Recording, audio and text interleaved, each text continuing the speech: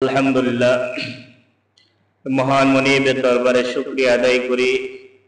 মহান রব্বুল আলামিন আমাদেরকে এই ফিতনার জামানায়, যে জামানায় আমরা এখন বসবাস করি, এই জামানাকে বলা হয় ফিতনার জামানা। রাসূলুল্লাহ সাল্লাল্লাহু আলাইহি ওয়াসাল্লামের একটা হাদিস থেকে আমরা জানতে পারি, আল্লাহর হাবিব হযরত মুহাম্মদুর রাসূলুল্লাহ সাল্লাল্লাহু আলাইহি ওয়াসাল্লাম বলেন, যেমন একটা জামানা আসছে, যে জামানায় ঈমান টিকায় রাখা এত কষ্টকর হবে, যেমন কোনো মানুষ হাতে আগুন রাখলে, আগুনের কয়লা রাখলে যেমন কষ্ট হয়, ঈমান টিকায় রাখা এর থেকেও কঠিন হয়ে যাবে, এর থেকেও কষ্টকর হয়ে যাবে। এখন আমরা একটু হিসাব করলে, চিন্তা করলে বুঝতে পারি, আমরা ঠিক সেই সময় এসে আমরা উপস্থিত হয়েছি। এই সময় আমাদের ঈমান টিকায় রাখা খুবই কঠিন হয়ে যায়। এখান থেকে বেশি দিন দূরে নয়, 20 থেকে 25 বছর আগে এই বর্তমান সময়ে যে পরিমাণ গুনাহের ছয়লাভ, এত গুনাহ কিন্তু ওই সময় ছিল না। এখান থেকে 25 বছর আগে। কিন্তু বর্তমান সময়ে এত মোবাইল, টিভি, এত কিছু বের হয়েছে, মানুষ এখন গুনার কাজকে কেমন জানি স্বাভাবিক করে ফেলতেছে।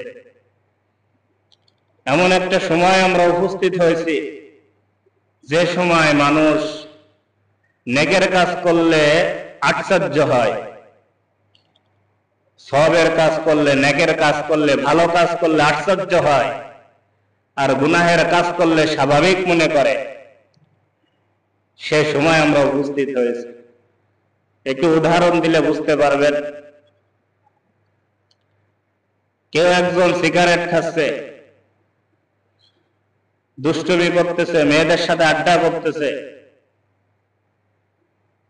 যখন আপনি শুনবেন যে অমুক ছেলে অমুক মেয়ের সাথে অমুক কাজ করেছে, অমুক ছেলে সিগারেট খাচ্ছে, তখন আপনার কাছে এটা খুব আশ্চর্যের মনে হয় না। আপনার আমার কাছে এটা আশ্চর্যের মনে হয় না। কিন্তু যখন কোন একটা ছেলে নামাজ পড়ে, আল্লাহর ইবাদত বন্দেগী করে, যখন আপনি বা কেউ শোনে যে অমুক ছেলে আল্লাহ তাআলার ইবাদত করে, 5 ওয়াক্ত নামাজ আদায় করে, তখন আমরা আশ্চর্য হই, কি তাই? সে 5 ওয়াক্ত নামাজ পড়ে, আল্লাহর ইবাদত করে, এত ভালো মানুষ এই জামানায় আছে। কি আশ্চর্য হয় কি হয় না? অথচ উচিত ছিল নেকের কাছে স্বাভাবিক থাকা, যে আল্লাহর বিধান 5 ওয়াক্ত ফরজ নামাজ তো পড়তেই হবে, প্রত্যেকের উপর ফরজ। যে পড়বে না সে তো সাজা পাবে। নেকের কাছে স্বাভাবিক হওয়া উচিত ছিল, যে এটা সবারই জন্য আল্লাহ তাআলা বিধান করে দিছে, এটা সবারই করতে হবে। কিন্তু গুনার কাজ তো আল্লাহ তাআলা নিষেধ করে দিছে।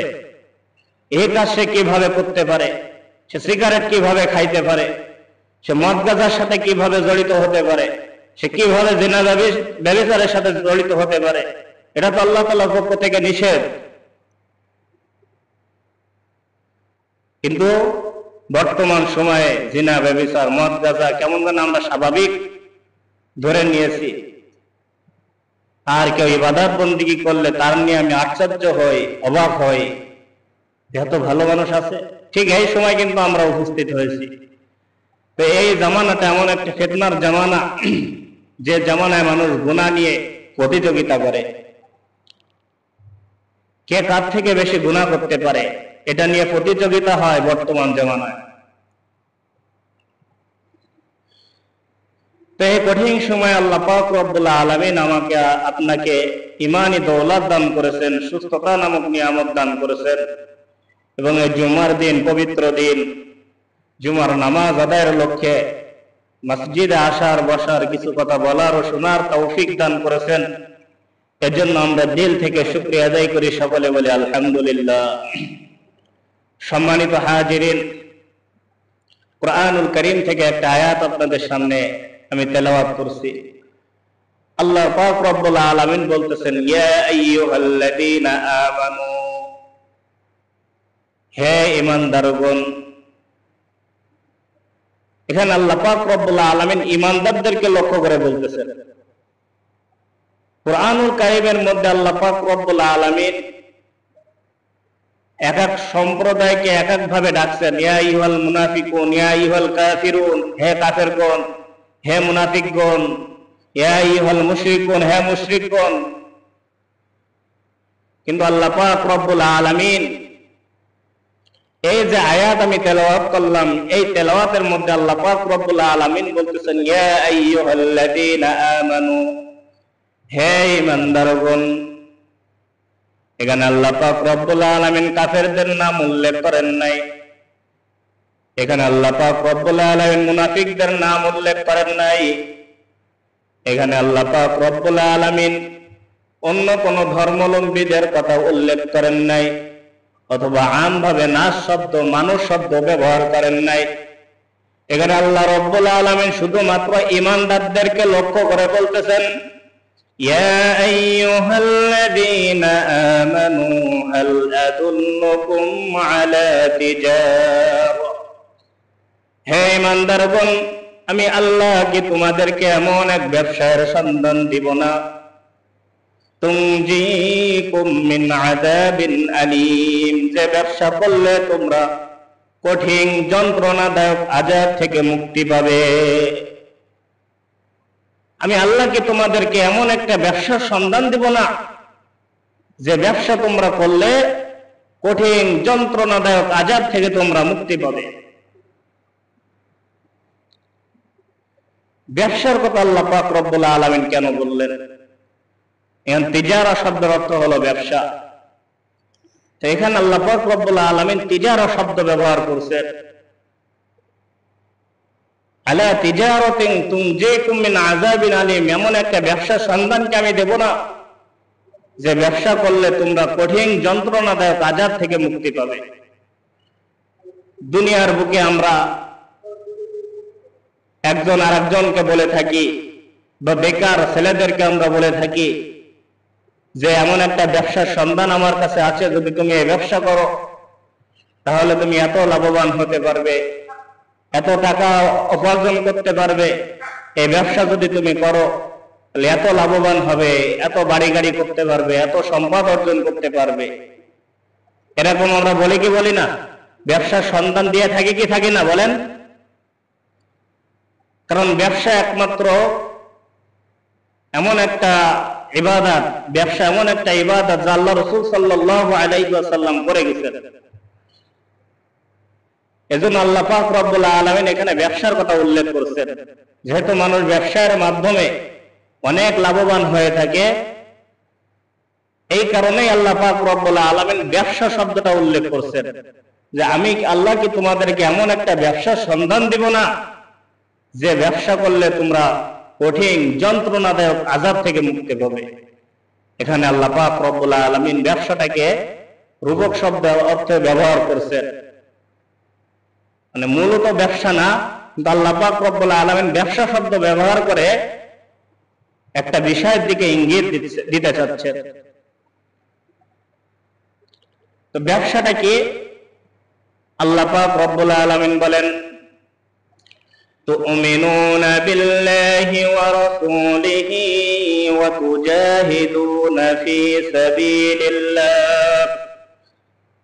এই ব্যবসার মধ্যে প্রথম কাজ হলো তুমিনুনা বিল্লাহ, আল্লাহর প্রতি দৃঢ় ঈমান নিয়ে আসো, দৃঢ় বিশ্বাস অর্জন করো।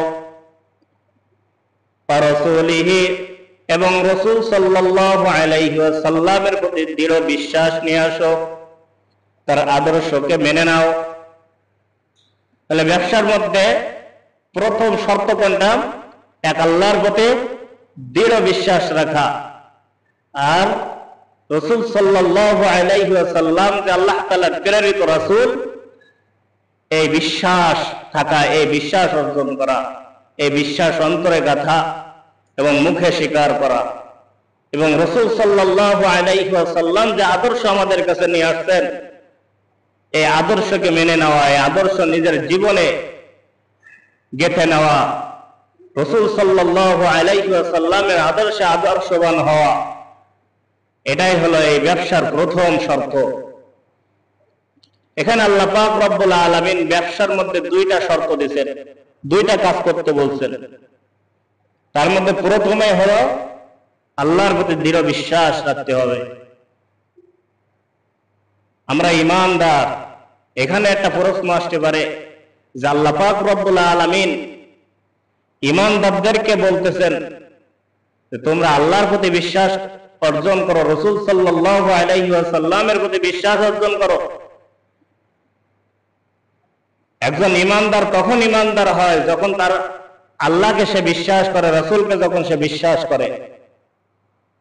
তারপরও আল্লাহ পাক রব্বুল আলামিন এখানে ঈমানদারদেরকে লক্ষ্য করে কেন এই কথা বললেন যে তোমরা আল্লাহর প্রতি দৃঢ় বিশ্বাস করো এবং রাসূল সাল্লাল্লাহু আলাইহি ওয়াসাল্লামকে রাসূল হিসাবে মেনে নাও, তার আদর্শকে তোমরা মেনে নাও, তার আদর্শে আদর্শবান হও।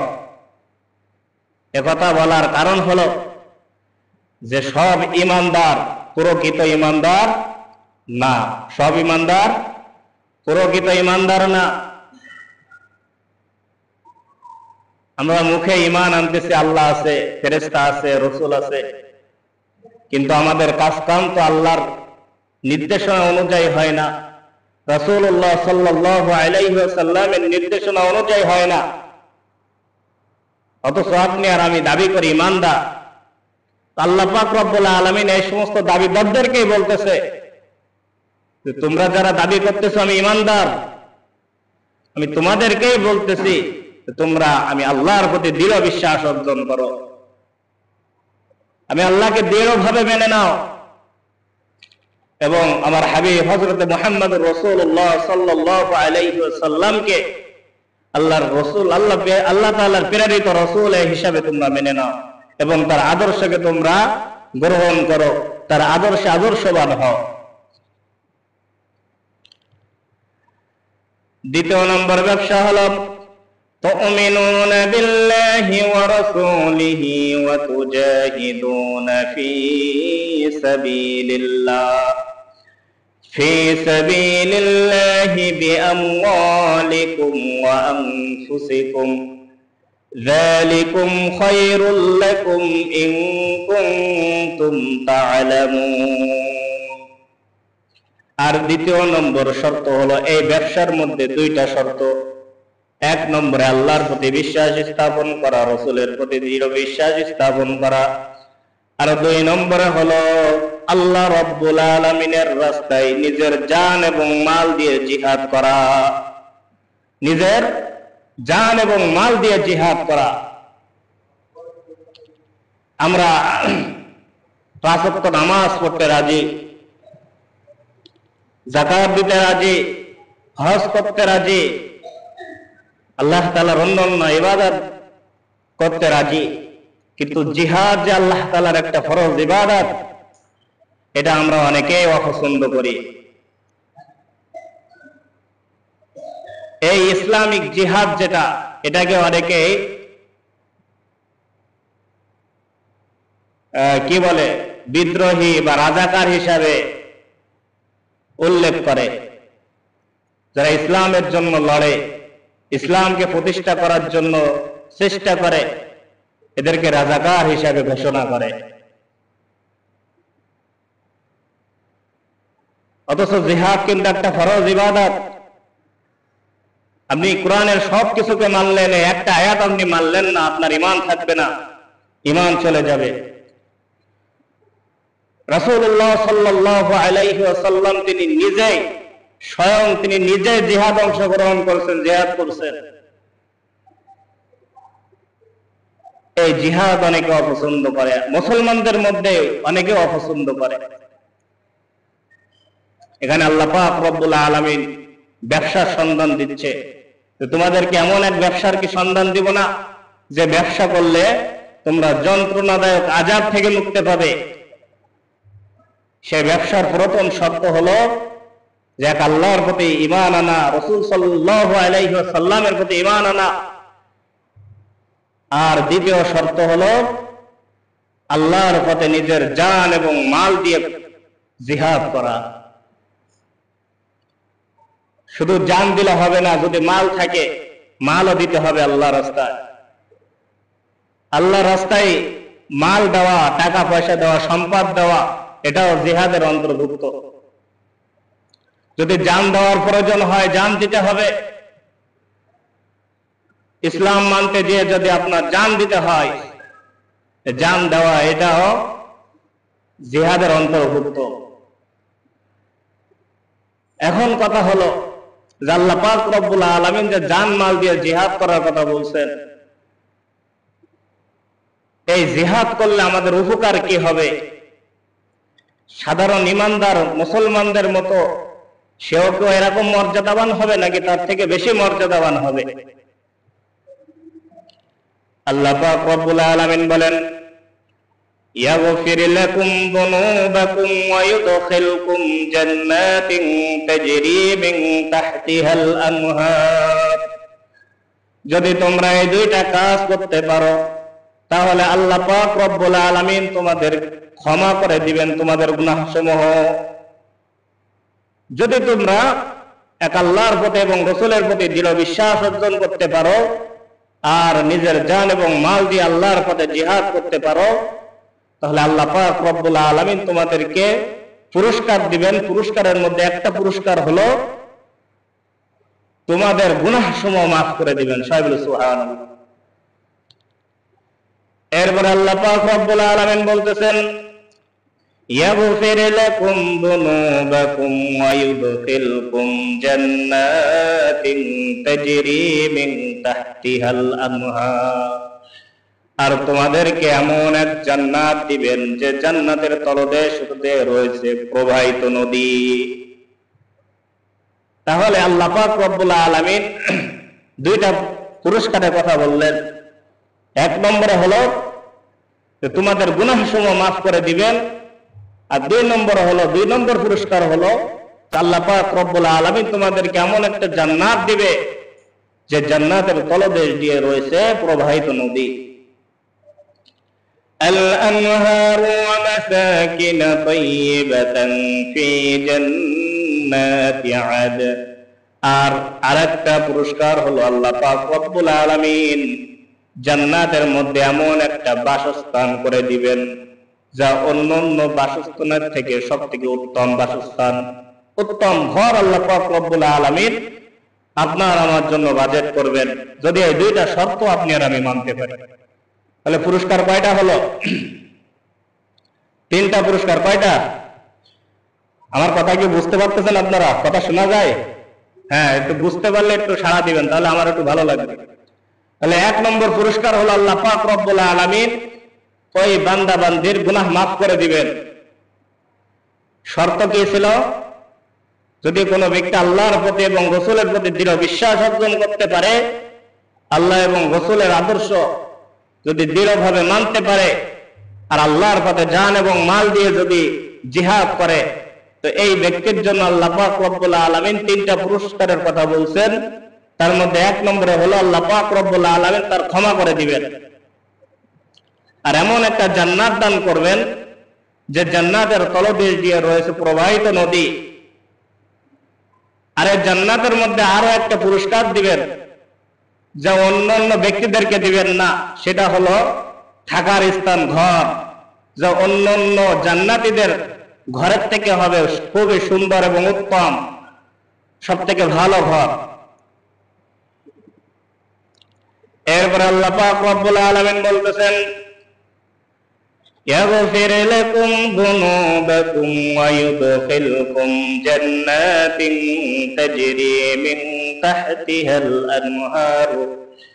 الأنهار ومساكن طيبة في جنات عدن ذلك الفوز العظيم। আর এটাই হলো তোমাদের জন্য মহা সাফল্য। এই তিনটা জিনিস হলে আর লাগে না। শুরুতে আল্লাহ পাক রব্বুল আলামিন আর একটা পুরস্কারের কথা বলছেন। পুরস্কারটা হলো জাহান্নাম থেকে মুক্তি, যে কঠিন যন্ত্রণাদায়ক আযাব থেকে আল্লাহ পাক রব্বুল আলামিন তোমাদেরকে মুক্তি দিবেন। এই শুরুতে আল্লাহ পাক রব্বুল আলামিন এই ব্যবসার সন্ধান দেওয়ার সময় এই কথাটা বলে নিছেন। তাহলে শুরুতে আল্লাহ পাক রব্বুল আলামিন একটা পুরস্কারের কথা বলছেন, পরে আরো তিনটা পুরস্কারের কথা বলছেন। এরপর আল্লাহ পাক রব্বুল আলামিন বলতেছেন যালিকাল ফাউজুল আযীম, এটা হলো তোমাদের জন্য মহা সাফল্য, এটাই হলো বড় সফলতা, এর থেকে আর বড় সফলতা হয় না। এরপর আল্লাহ পাক রব্বুল আলামিন বলতেছেন যালিকাল ফাউজুল আযীম ওয়া উখরা তুহিব্বুনাহা নাসরুম মিনাল্লাহি ওয়া ফাতহুন করিব। আমি আল্লাহ রাব্বুল আলামিন তোমাদেরকে 4টা পুরস্কার দিয়েছি। 1 নম্বর পুরস্কার হলো তোমাদেরকে কঠিন যন্ত্রণাদায়ক আযাব থেকে মুক্তি দিব। 2 নম্বর হলো তোমাদের সমস্ত গুনাহ খাতাকে মাফ করে দিব। 3 নম্বর হলো তোমাদেরকে এমন একটা জান্নাত দিব যে জান্নাতের তলদেশ দিয়ে রয়েছে প্রবাহিত নদী। 4 নম্বর হলো ওই জান্নাতের মধ্যে এমন একটা ঘর তোমাদেরকে উপহার দিব যে ঘর অন্যান্য জান্নাতীদের থেকে ভিন্ন ঘর হবে, অন্যান্য জান্নাতীদের ঘর থেকে উত্তম ঘর হবে, সুন্দর ঘর হবে, সুসজ্জিত ঘর হবে। এই 4টা হলে আর লাগে না, এটাই হলো বড় সফলতা। এরপরও আরেকটা সফলতা আমি তোমাদের জন্য রাখছি, সেটা হলো আল্লাহ রাব্বুল আলামিন এই জিহাদে তোমাদেরকে সাহায্য করবেন। সবাই বলে সুবহানাল্লাহ। তাহলে আল্লাহর পথে জিহাদ করলে সাহায্য করবেন কে? আল্লাহ তাআলা। এর অনেক প্রমাণ ইতিহাস ঘুরলে পাওয়া যায়। বদরের যুদ্ধে মাত্র 313 সাহাবী, আর কাফেররা মুশরিকরা তারা ছিল 1000-এর অধিক। সাহাবায়ে কিরামদের কাছে কোনো ভালো তলোয়ার ছিল না, ভালো কোনো যুদ্ধ সরঞ্জাম ছিল না, কিন্তু ওই কাফেররা মুশরিকরা তাদের কাছে বড় বড় তলোয়ার ছিল, যুদ্ধের সরঞ্জাম ছিল। এরপরও আল্লাহ পাক রব্বুল আলামিন কাফেরদেরকে পরাজয় করছেন, মুসলমানদেরকে বিজয় করছেন। তাহলে বোঝা গেল আল্লাহর পথে জিহাদ করলে, আল্লাহর পথে লড়লে আল্লাহ পাক রব্বুল আলামিন ওই জিহাদে সাহায্য করেন। ফাতহুন করিব। এরপর আল্লাহ পাক রব্বুল আলামিন বলতেছেন আর অচিরেই বিজয় লাভ করান। তাহলে 4টা পুরস্কার তো আল্লাহ তাআলা আখিরাতের জন্য রাখছেন। কয়টা কাজ করলে? 2টা কাজ। একটা কাজ আল্লাহ এবং আল্লাহ রাসূলকে মন থেকে মেনে নেওয়া, আল্লাহ তাআলা যা বলছেন এগুলো যথাযথভাবে পালন করা, আল্লাহর হাবিবের আদর্শে আদর্শবান হওয়া, এই 2টা কাজ। এই 2টা কাজ যদি করতে পারি আল্লাহ তাআলা পুরস্কার দিচ্ছেন 4টা। এটা আখিরাতে পুরস্কার দিচ্ছেন 4টা। আর একটা পুরস্কার আল্লাহ তাআলা দুনিয়াতে নগদ দিবেন, সেটা হলো আল্লাহ পাক রব্বুল আলামিন ওই যুদ্ধে আপনি আল্লাহর পথে লড়ছেন, এই যুদ্ধে আল্লাহ পাক রব্বুল আলামিন আপনাকে সাহায্য করবেন এবং বিজয় দান করবেন। সবাই বলে সুবহানাল্লাহ। তাহলে এখন আসেন যুদ্ধ সম্পর্কে কিছু কথা বলি। যুদ্ধকে অনেকে অপছন্দ করে, ঘৃণা করে, কিন্তু যুদ্ধ কিন্তু একটা ফরজ ইবাদত। ইসলামের পক্ষে লড়া, ইসলামী হুকুম আহকাম এই দুনিয়াতে বাস্তবায়ন করা, এটা আল্লাহ রাসূল সাল্লাল্লাহু আলাইহি ওয়াসাল্লামের মিশন ছিল। আল্লাহ রাসূল সাল্লাল্লাহু আলাইহি ওয়াসাল্লাম রাষ্ট্রপ্রধান ছিলেন না? সবাই বলেন রাষ্ট্রপ্রধান ছিলেন না? আপনি আর আমি মুসলমান, আল্লাহ রাসূল সাল্লাল্লাহু আলাইহি ওয়াসাল্লামকে কেন রাষ্ট্রপ্রধান হতে হলো? কি কারণে রাষ্ট্রপ্রধান হতে হলো?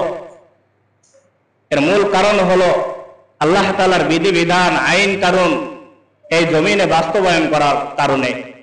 যদি রাসূল সাল্লাল্লাহু আলাইহি ওয়াসাল্লাম নবী হিসাবে আসতেন আর সেই সময় যদি রাষ্ট্রপ্রধান অন্য কেউ থাকতো, তাহলে আল্লাহ তাআলা যে বিধিবিধানগুলো প্রয়োগ করছেন, যে বিধিবিধানগুলো আল্লাহ তাআলা জারি করছেন, জিনা করলে তাকে মৃত্যুদণ্ড দিতে হবে, চুরি করলে তার হাত কাটতে হবে, এরকম আরো কিছু বিধান যে আল্লাহ পাক রব্বুল আলামিন কোরআনের মধ্যে তুলে ধরছেন, এগুলোকে আল্লাহ রাসূল বাস্তবায়ন করতে পারতেন যদি অন্য কোন রাজা বাদশা সেই সময় থাকতো?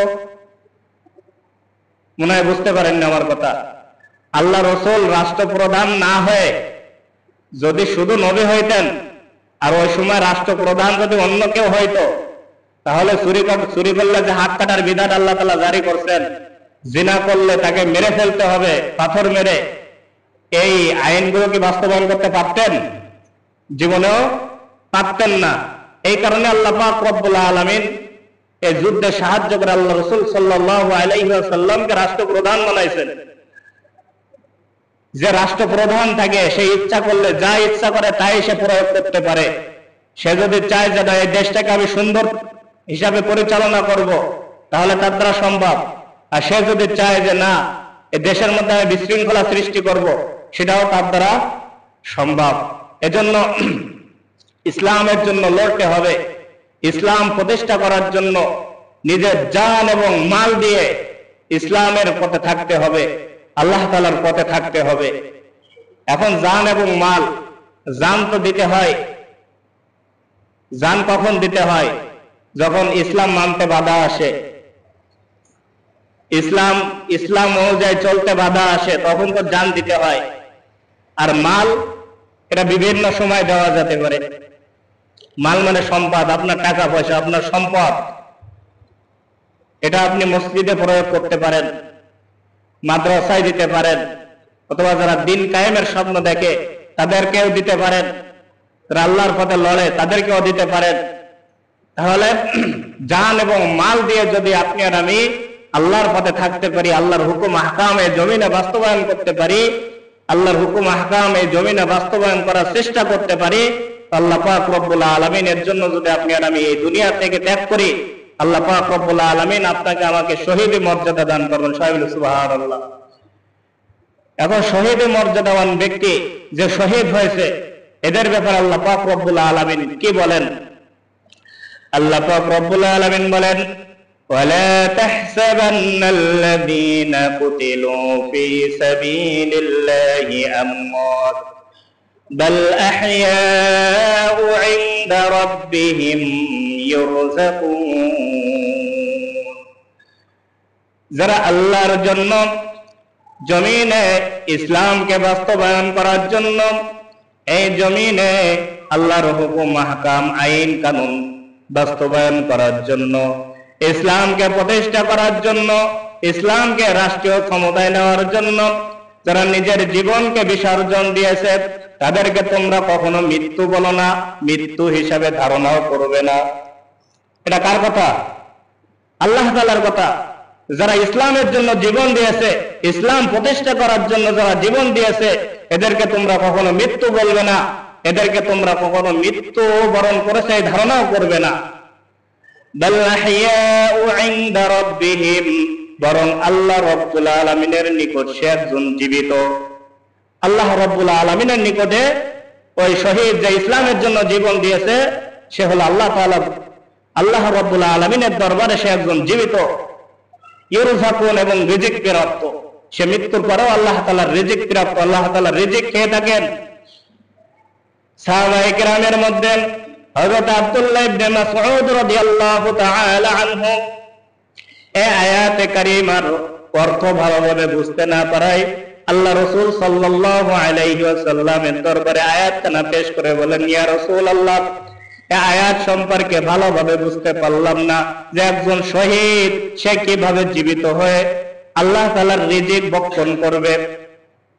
তখন আল্লাহ রাসূল সাল্লাল্লাহু আলাইহি ওয়াসাল্লাম সাহাবায়ে কিরামদেরকে বললেন, শোনো, তোমরা যখন কোন ব্যক্তি ইসলামের জন্য জীবন দেয়, ইসলাম প্রতিষ্ঠা করার জন্য জীবন দেয়, ইসলামী আইন প্রতিষ্ঠা করার জন্য জীবন দেয়, এই ব্যক্তিকে বলা হয় শহীদ।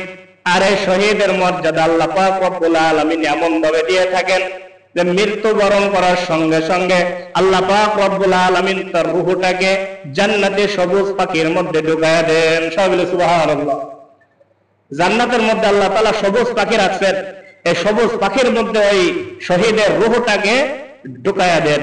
আর এই সবুজ পাখি জান্নাতের মধ্যে সারা জায়গায় ঘুরে ঘুরে বেড়ায়, এ গাছের ফল খায়, ও গাছের ফল খায়, এভাবে জান্নাতের মধ্যে সে বিচারণ করে।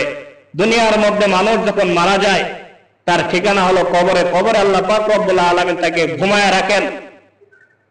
কিন্তু একজন শহীদ সে যখন শহীদ হয়, আল্লাহ পাক রব্বুল আলামিন তার রূহটাকে ঘুমায় রাখেন না, আল্লাহ পাক রব্বুল আলামিন ডাইরেক্ট সরাসরি জান্নাতে দিয়ে দেন। তবে এই মানুষ রূপে, এই আমরা যেমন মানুষ, এরকম মানুষ রূপে আল্লাহ পাক রব্বুল আলামিন জান্নাত দিবেন না, তাদের রূহটাকে কিয়ামত পর্যন্ত পাখির মধ্যে রাখবেন। এই পাখি জান্নাতের মধ্যে ঘুরে ফিরে ফলমূল খাইতে থাকবে। যখন কিয়ামত সংগঠিত হয়ে যাবে, এরপর আল্লাহ পাক রব্বুল আলামিন যার ঠিকানা জান্নাত তাকে জান্নাত দিবেন, যার ঠিকানা জাহান্নাম তাকে জাহান্নাম দিবে। তো যে কথা বলতেছিলাম, শহীদদের একটা আলাদা মর্যাদা আল্লাহ তাআলা রাখছেন। এজন্য আল্লাহর পথে জিহাদ করা, আল্লাহ তাআলার পথে সংগ্রাম করা, এগুলোকে কেউ রাজাকার হিসাবে ধরবেন না, এগুলোকে কেউ বিদ্রোহী হিসাবে ধরবেন না। এগুলো এই ফরজ ইবাদত, এই ফরজ ইবাদত আমাদের সবারই করতে হবে। সে আলেম হন, গায়রে আলেম হন, আপনি একজন মুসলমান ইমানদার, এটা আল্লাহ তাআলার পক্ষ থেকে আপনার উপর একটা বিধান। এই বিধান আপনাকে অবশ্যই মানতে হবে, এগুলোকে তুচ্ছ তাচ্ছিল্য করা যাবে না। তো আল্লাহ পাক রব্বুল আলামিন আয়াতে কারিমার উপরে আমাদেরকে যথাযথভাবে আমল করার তৌফিক দান করেন। আল্লাহ পাক রব্বুল আলামিন আমাদেরকে যেন শহীদি মর্যাদা দান করেন। সবাই বলে আমিন।